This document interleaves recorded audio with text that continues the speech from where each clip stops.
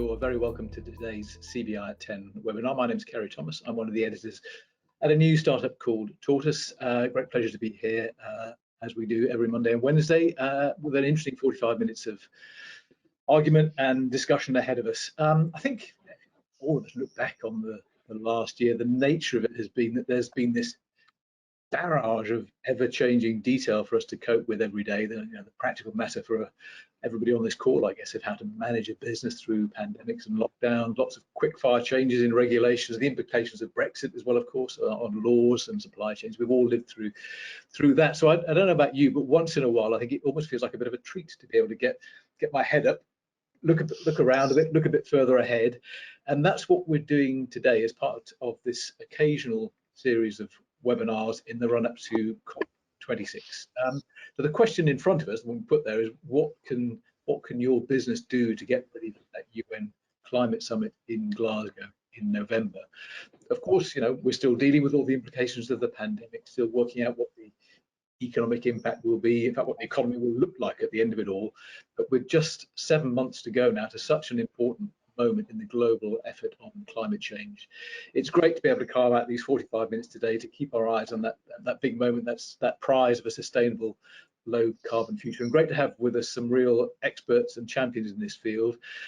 We have Bridget Jackson, who's business engagement lead for the UN high level climate action champions. Sorry, bit of a mouthful, Bridget. And we've got Ian Clough, who's the managing director of Supply Chain for DHL. And as ever, we've got somebody seen from CBI. We've got Chief Economist Rain Newton-Smith. The point of these things, I think, as ever, or they work best certainly when we get as many questions and comments as we can from you. Do fire them in. You'll find a button that says question somewhere there on your screen. Send us questions, comments, anything you want. We'll get through as many as we can on the call today. Those that we can't, I know the CBI will try to pick up later on. And as ever, I think you know the drill by now. If you want to submit something anonymously, then just write anon, A-N-O-N, at the top of the question or comment, and we will deal with it confidentially, of course. But Rain, as we always do, let me start with you. Good to see you again. Good morning, nice to see you, Kerry. And let's start as we always do, like I say, with a quick run around of sort of big developments on the economy, on COVID, on lockdown over the last few days. What's caught your eye, Rain? Well, look, as the sort of sun streams in through the windows where I am, I think certainly in terms of the vaccine rollout here in the UK, I think people are still feeling a lot of positivity. I certainly am. I managed to sneak in there in the new age qualifying. This is where you discover exactly how old I am, and I have booked myself for my vaccine on Monday evening.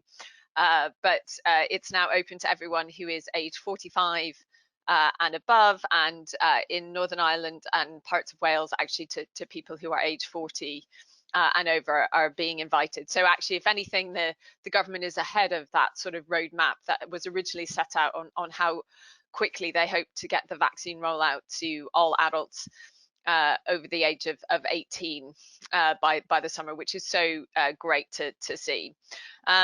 Of course, there are still a lot of risks out there and a lot of concerns.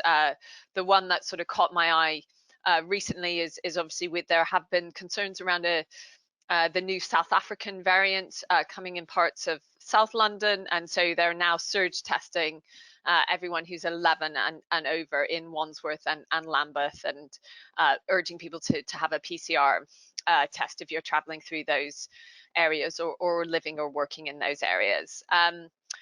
But of course, on the more positive elements, it was a big day on Monday with many more things opening up. You could get a haircut if you could manage to find an appointment. I still have to wait a month, but it's so good to see our hairdressers open. And of course, pubs and hospitality venues with outside space can now be open for business, which is really, really great to see.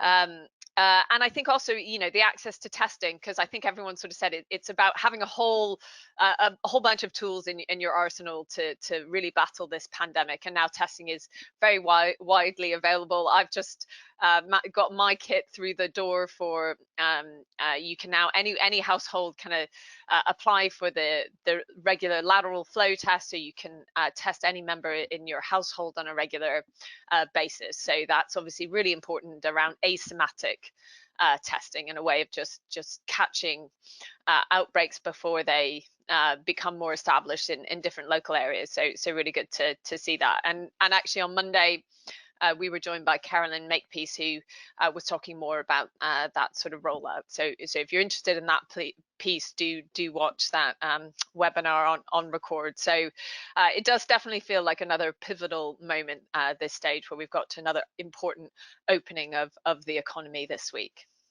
Yeah, and Ray, with your economic hat on, I guess one of the questions we want to understand is how great the pent-up economic demand is that's been left there in the economy by these months, this year of lockdown. How long will it be before we figure that out, do you think?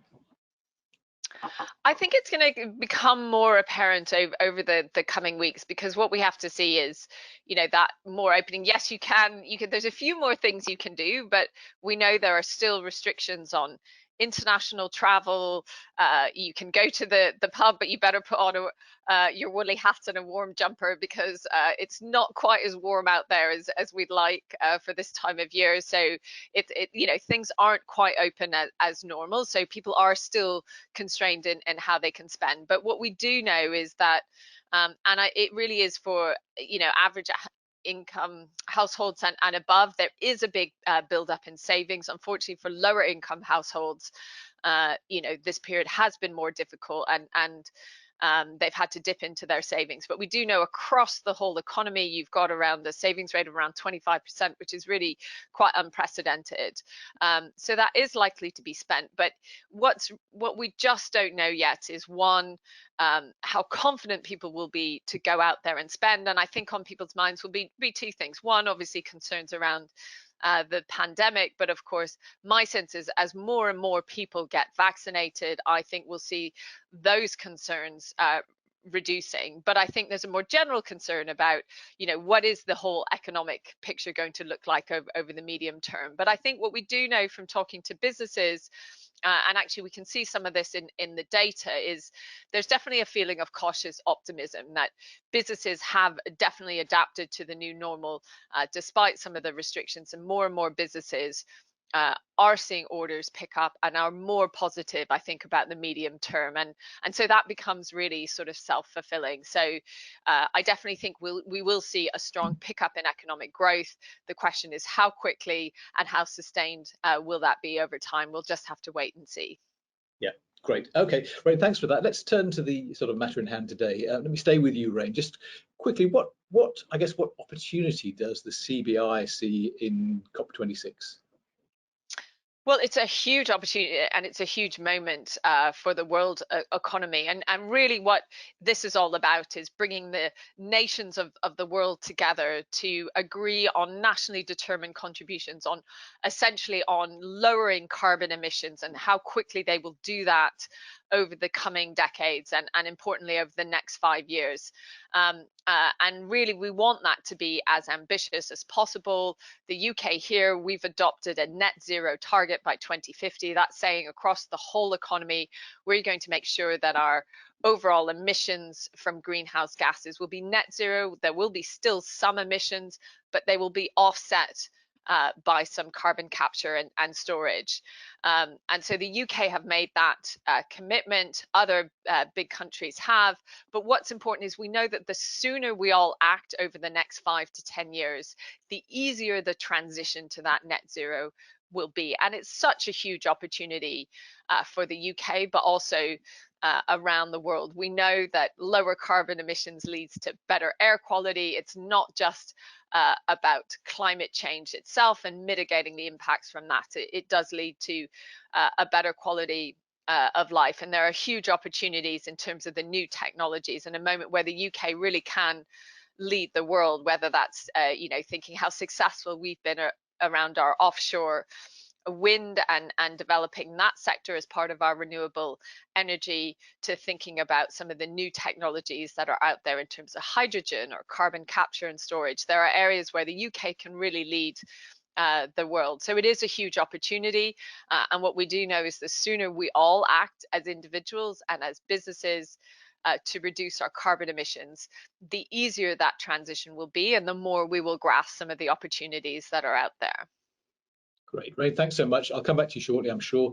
But if I can turn to Bridget now, I think, if you don't mind, Bridget, I think a lot of us are beginning to focus on COP26, starting to understand what it is. But I wonder if you could just to begin with, just give us a sketch of what you'd anticipate being on the agenda, and maybe what a good outcome from COP26 might look like, just to help us understand what to keep an eye on. Thank you, and delighted to be with you all today. So obviously the Convention of the Parties, the COP, has been running for many years and is the mechanism by which the UN, with its UNFCCC framework for climate agenda, brings states together to negotiate. And the key moment was in 2015, when at the Paris Agreement, which people may have read about in the press, agreed we would collectively keep well below 2 degrees of global average warming. And this year, the 2021 COP26 convention, which should of course have happened last year, is important because it's the 5-year stocktake. And so at this event, countries are to come and to give an update on progress to date. They are asked ahead of the COP or by the time of the COP to set nationally determined contributions. So that's revised goals for midterm and longer term decarbonisation. When you're starting to see some of those come through, really quite optimistic, with lots of countries moving their targets to be more ambitious or pulling them forward, which is great news. But that's part of it, which will also look at funding from the global north to the global south, and it will deal with a technical matter called Article 6, which is talking about carbon markets and carbon pricing. That is a governmental matter. The interesting part for us in the UK perhaps this year as well is that since 2015 there has been a UN convened programme to engage non-state actors. So this is businesses, investors, cities, universities, etc. Because we know that actually government action alone will not do this. There is an ambition loop where governments set the framework and the legislation and the regulations that encourage businesses and others to take action, but we also need businesses to step up and to commit to bold climate action, to embolden governments and give them the confidence that they are able to decarbonise at the speed which we need. And that is something called, it was launched last year, the Race to Zero, and where we're inviting businesses and others to commit to decarbonise by 2050 at the very latest, with bold underpinning short-term decarbonisation actions. And if it's appropriate, we can talk a bit more about that. I think we certainly will want to. Is there a growing appreciation at the UN and through these non-state actors, as you say, that actually maybe 2050 is a bit too late, that actually accelerating that is it needs to be on all our agendas as well? So the agreement is 2050 at the very latest. That's what science, the IPCC, the Intergovernmental Panel for Climate Change, set out as being the very latest for us to stabilise the climate. And I think it was a 67% chance of us doing that by 2050. Now, so for some industries, that is a lot easier than for others. And so many businesses have actually set their own net zero targets for 2040, 2030, some even 2025. But hard to abate sectors, the heart of our industry, whether that's in energy or it's in steel making or it's in manufacturing, where you need raw power, that is harder.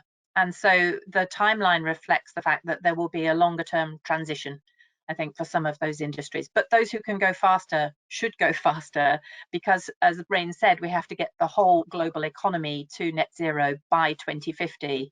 So that's everyone all in. Yeah, actually on that note, Bridget, just had a comment in from Jim Robertson, who says that was I aware, and actually I confess I wasn't, Jim, that Scotland's target for net zero is 2045, and presumably, Bridget, Correct. That's something we're seeing, different countries pitching that in different ways around the world. That's right. And so you might expect, some of the Scandinavian countries, for example, have got some very ambitious targets. Yeah. Okay. I mean, I think one of the things that people on this call, businesses in general, might be thinking is that where's my agency in this? This is a very grand global conference, and these are huge, as you say, intergovernmental issues in the way that COP would approach them. So perhaps tell us a bit more about the Race to Zero and how businesses can get involved and how that fits into the piece overall. Yeah, thank you. So as I mentioned, the Race to Zero is a commitment. So there's a mechanism for that to commit to decarbonize long-term with short-term bold climate greenhouse gas reductions.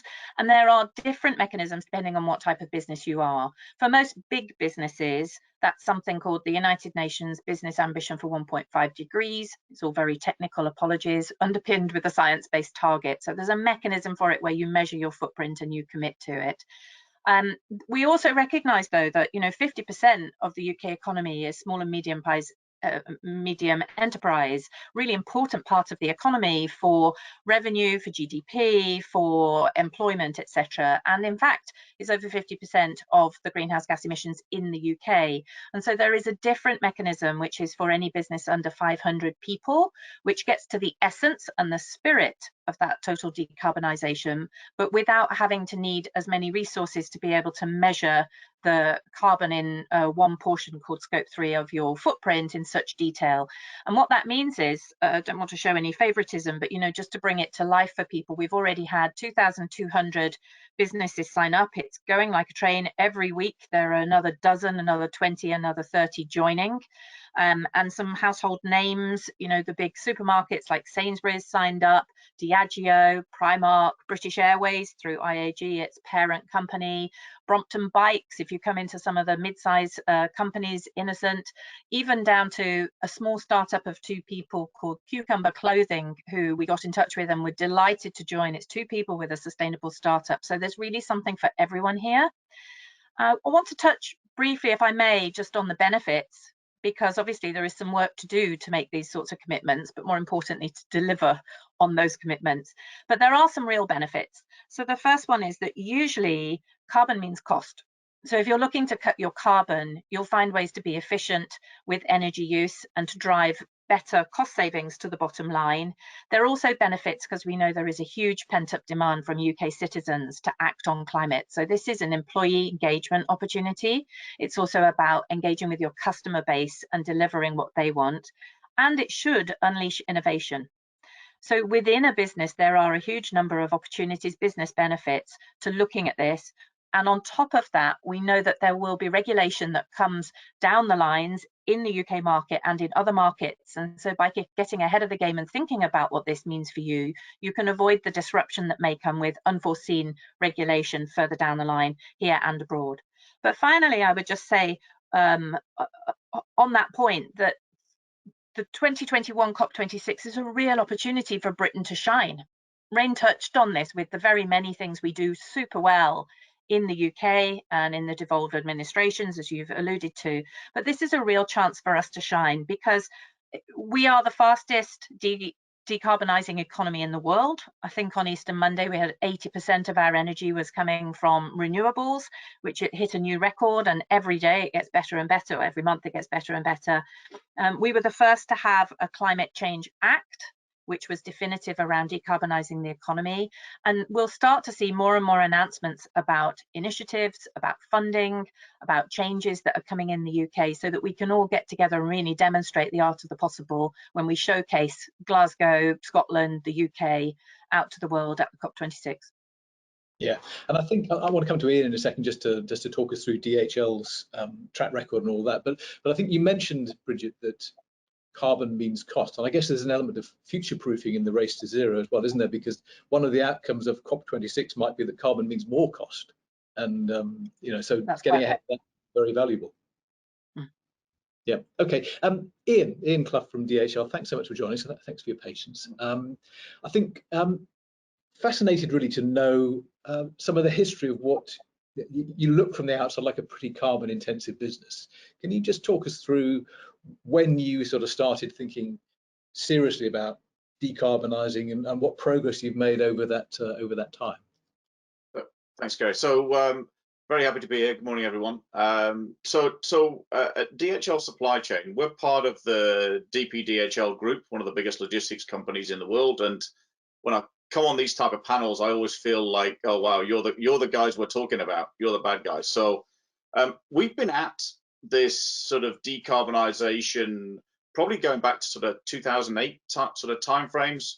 2017, we actually committed to some aggressive targets to be net zero by 2050. So I think we were the first major logistics business to make that commitment. And you know, it's been a journey where, you know, I think I'd echo all the things that Bridget just mentioned. You know, you see some significant opportunities in terms of improvement to the cost of your business. So generally, you know, fuel means cost, and fuel burn means cost. But I think, you know, thanks for mentioning a couple of our customers there. So in your couple of the major retailers, we work with many of the major retailers in the UK. And, you know, we're starting to see we share agendas. Yeah.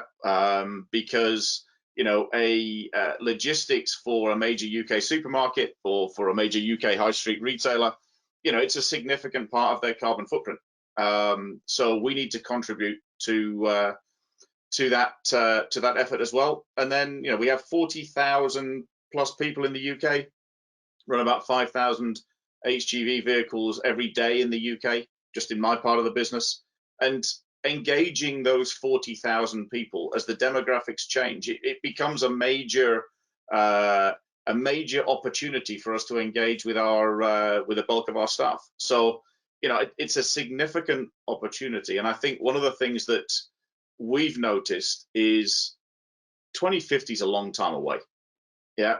And I think one of the things that we've done is we've sort of set some more aggressive goals around 2030, so that it's tangible. I mean, you know, I've already had my COVID jab, so, you know, you can tell how old I am. And by 2050, I will definitely be retired. Hopefully I'm still here, but I'll be retired. So, you know, yes, we want to be there by those timelines, but we need to set some more tangible short-term goals. So as a group, we'll spend around about 7 billion euros by 2030. We've got aggressive targets to, you know, to actually reduce the amount of CO2 emissions by 2030 from the level that we have today. And that even assumes that our business, you know, we're in a growing sector in our business. So even with the growth, we want to have an absolute reduction in the CO2 levels. So yeah, it's a major part of our business. The global board, the UK board are very focused on this and committed to it. So yeah, I think COP is a great opportunity. Yeah. And as Bridget mentioned, Ian, the reason not all COPs are created equal, that COP26 matters so much, is because it's 5 years after Paris, and it's a sort of checkpoint when we look back and see the progress there's been. If you think about, from the vantage point of DHL, what's changed over the last 5 years, what have you seen change in public engagement, in the way that your customers think about this, in the way that incentivizes your business to do the right things, as it were? Yeah, so I think if I go back maybe 5-6 years, there was a lot of conversations, but I'm not sure there was that much action. And now, you know, in the last 2 or 3 days, I've spoken to 2 or 3 major UK retailers. It is absolutely on their agenda. And, you know, in the past, where you would respond to a tender and there'd be a question in there about, you know, carbon emissions or whatever, but you sort of knew that as you responded, that wasn't the main focus of the decision making. You know, we're in the middle of some discussions now with major consumer businesses or UK retailers where genuinely that is a significant part of their decision making process. They have really started to understand logistics is a big part of their carbon footprint. So, you know, they need a logistics service provider who is as engaged as they are, and they can really partner with to deliver on their targets. interestingly, I had a discussion with one of the vehicle manufacturers a couple of months back, because if we get this right, all three groups will have the same or similar targets. So, one of our major vehicle manufacturers, Volvo, they have some very aggressive targets. They're a major supplier to us. We have aggressive targets, so if we can work together, we'll improve things, and then that flows through onto our customer base. So, getting those businesses engaged is really critical to this. Yeah. Has it reached the point in where the carbon output associated with a contract could be a make or break factor in whether you get that contract or not?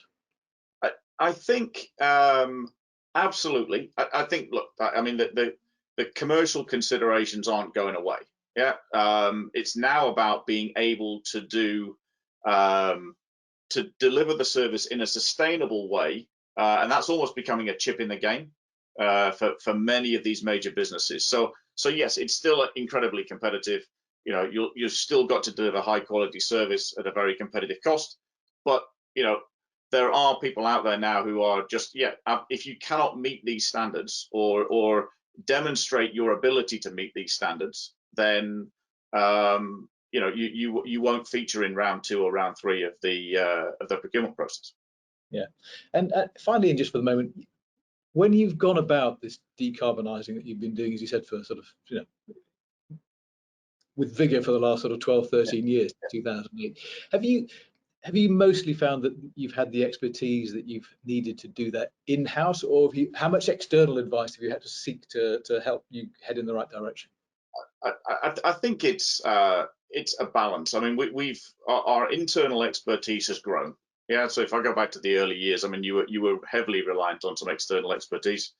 I think we still look to innovate. We still look to trial different solutions. So we've launched in London. We have a 16-ton fully electric HGV vehicle, which is operating in the business today. And we treat that a little bit as a R&D project, because on a standalone basis you probably wouldn't do it, but working with the right partners and bringing in that right expertise, that will set us up for the future. We look at investment horizons of 5 to 10 years at least in our business.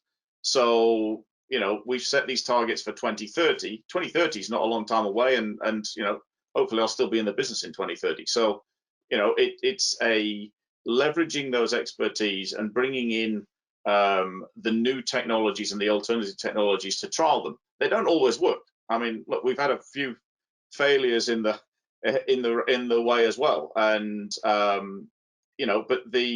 if you don't try some of these technologies and see if they can operate effectively within your business, then we won't make progress. And DPDHL really sees themselves as sort of a leader in this field in terms of moving the environmental agenda forward.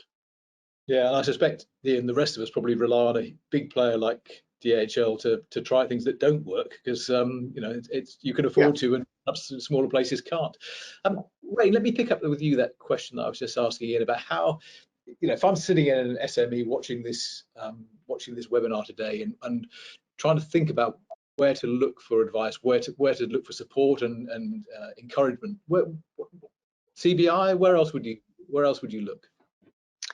Yeah, so I think lots of opportunities. We've recently partnered with Deloitte, the Met Office, and others to produce our Goal 13 impact platform. So and as part of that, we've interviewed on over 250 businesses who are at some stage along their journey, either have adopted a net zero target or are and have a credible plan to deliver that, or are looking at ways in which they can do that. And it explains, and you can cut it by sector as well as size of business, and it gives you some practical advice and some great case studies about how can you make this work in your own business. So I really encourage businesses to look at that. And I think also to really echo what Bridget was saying, particularly in the run up, not just to COP26, but actually next month we're hosting the B7 summit, which is where we're bringing together business organizations from across the G7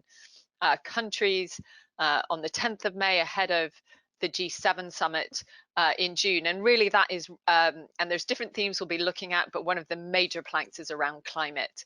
And there again, we're trying to really showcase the art of the possible and what some of the great businesses are doing as part of that. So you can come to us to also sign up to the UN-backed initiative around the race to zero, which Bridget mentioned, and we're hoping at the B7 to really showcase some of the businesses that have done this. And we know, you know, it's very large businesses who have done this. Over 30% of the FTSE 100 have made a net zero commitment. But there's also some great tools for smaller businesses, either through our Goal 13 impact platform or also the SME Climate Hub, which is now available, as I think Bridget also mentioned, which again has showcases some of those great examples. So there's a lot of practical guidance for both smaller businesses, but also for larger businesses. And if you have recently made a big commitment and you want to sort of showcase that, then do get in touch. We are hosting both the B7, but also in June we have our own Race to Zero conference, again looking across the whole themes, from the finance we need to deliver investment in some of these technologies, to how do we decarbonize not just transport, as Ian and DHL are really at the forefront of, but also thinking about buildings. How do we decarbonize the way we heat our homes and also our commercial buildings? So really looking across the whole economy around the UK. Yeah. Bridget, let me come back to you, because Ian mentioned something about engagement. Obviously, investment in a business like his matters, but Ian mentioned employee engagement as well. And my guess would be that if you wandered out around the reopened pubs and asked people how aware they are of COP26, probably quite low at the moment. Are there opportunities? Are there moments coming up when actually, you know, we businesses could use to drive awareness and engagement? Yeah, so there's a whole series of events happening this year. Raina's talked about some of the important ones which the CBI is hosting and convening. We call it a drumbeat because there really are so many activities and events are taking place, particularly in the UK, but more broadly as well. So you mentioned the B7, and we also have a few others that people may want to hang various announcements off, or internal engagement and launches with their people. So Earth Day, which is the April the 22nd, is going to be a summit which President Biden pulls together and is being made into a whole US climate week, which will get global coverage. So that's one opportunity for people. There is a celebration of 1 year since the launch of the Race to Zero, which will take place on the 15th of June. I think it coincides with the Net Zero event, and we're coordinating on that for the CBI Net Zero event and the Race to Zero anniversary. London Climate Action Week then takes place in July, June 26th to the 4th of July. That's another opportunity for businesses who are operating in the capital. There's a London Tech Week later on. There are some events which are taking place in Scotland later this year, notably something called the Countdown Summit, which brings business leaders together up in Glasgow, and will also seek to engage citizens with lots of informative information and engagement platforms through the TEDx organisation, and then we get to COP itself. So there are very many, and the media is covering it daily. Once you look for climate, it's literally in the news every day. A lot of big broadcasters have now got news coming out regularly about it, or even climate specific platforms.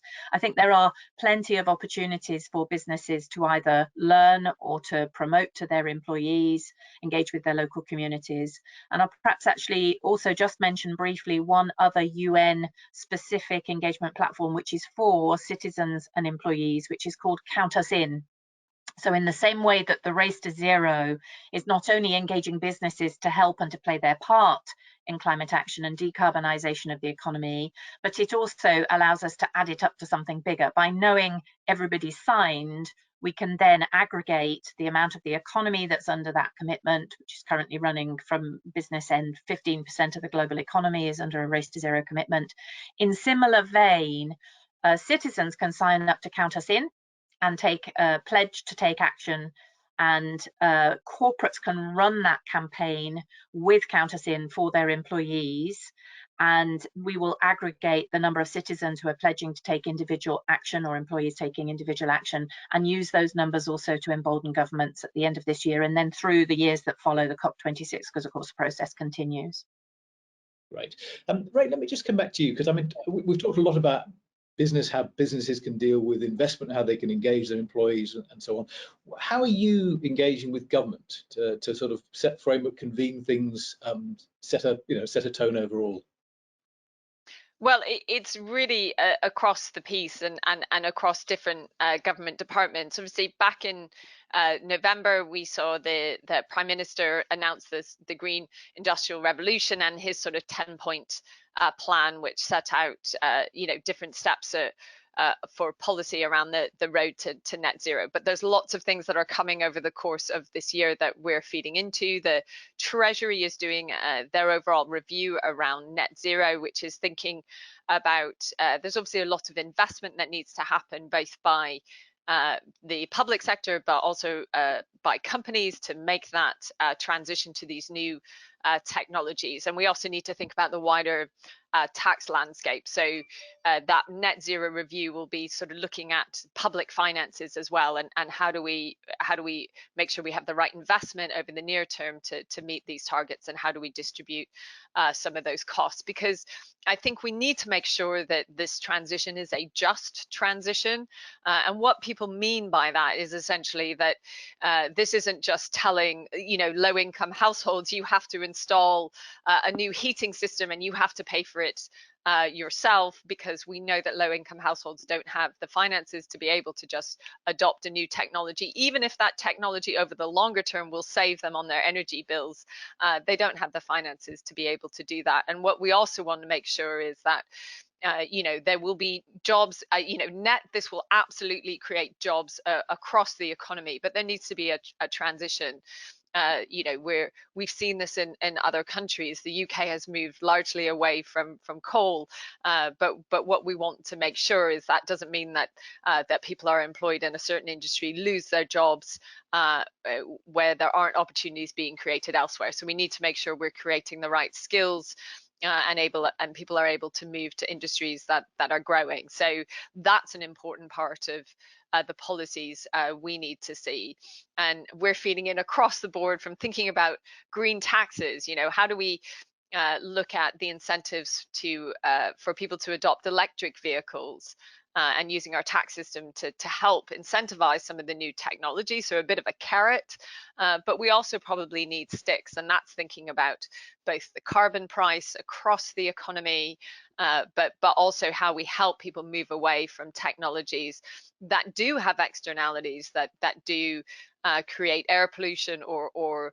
have high carbon emissions. So and there's a whole piece, as I mentioned earlier, around decarbonising how we heat our homes. We're waiting for that heat strategy to come out from government. So, and I think, as I said, one of the things we really see our job is, government departments, they work by department. So it's really trying to say, look, we need to look at this across the whole picture. We need to make sure our whole tax system is working towards this incentive. We want to make sure every regulator has it within their remit, that they must, meet a net zero objective within their remit. It's now the law for the UK economy, and that, we've seen the Bank of England's remit has been updated to reflect that. We need to see that across the whole economy.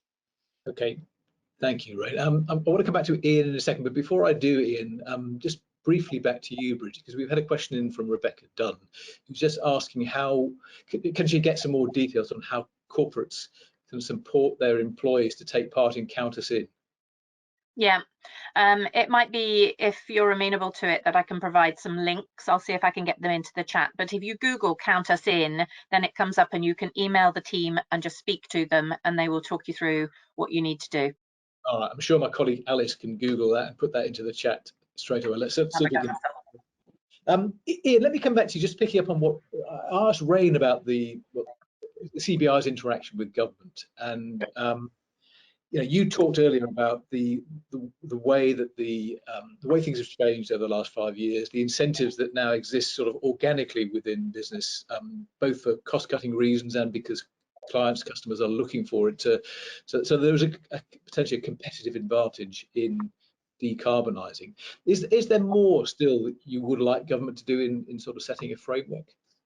Yeah, I think I echo some of the things that Rain mentioned. I mean, the consistent legislative and regulatory landscape and the consistency around sort of the tax incentives or the carrots or the sticks that are put in place.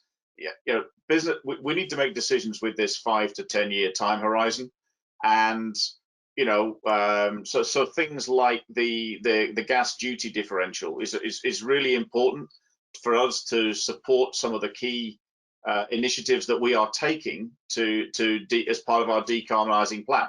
And can you just explain the gas duty differential to people like me who are not experts? So basically, it's an incentive that the government provides for it, but it's been sort of time limited with an unclear commitment about how long that's going to be for the future, etc. So it makes it very difficult to enable people to make longer term decisions when you've got that level of uncertainty. Is it going to continue? Is it not going to continue? And there've been a couple of other things around electric vehicles which have made things a little bit challenging for our business over the last few months. So the business is very committed to this agenda, and we will work within the logistics, the legislative and tax framework that exists, but it just needs to be consistent, because one of the biggest challenges, we run big network businesses, and when you have a lot of change or unexpected change, then it makes it really difficult to make those big commitments. And frankly, if we don't make some of these big commitments, we're looking to spend as a group 7 billion up to 2030. To make those big commitments, you need to have a level of certainty, and I think that's probably the overriding request.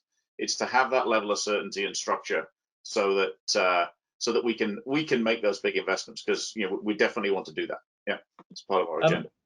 Bridget, we are running out of time, so I'm come back to you for the final word. Presumably, one of your hopes is that, without specific reference to the UK government, but governments in general, that the kind of inconsistencies or policy lacunas that Ian is talking about, that one of the effects of COP26 might be to galvanise opinion and get those things sorted out, like I said, not just in the UK, but across the board.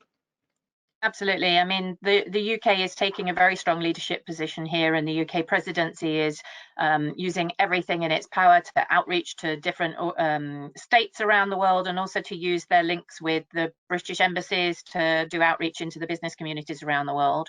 There's also an important role that British business can play, where they have connections and networks and supply chains that are overseas, to be vocal advocates for bold climate targets and for climate action in those countries. Because the sooner that we can get to a stage where everybody's on the same page with the same common goal, then the sooner we all get commonality of the regulatory frameworks and context and landscape.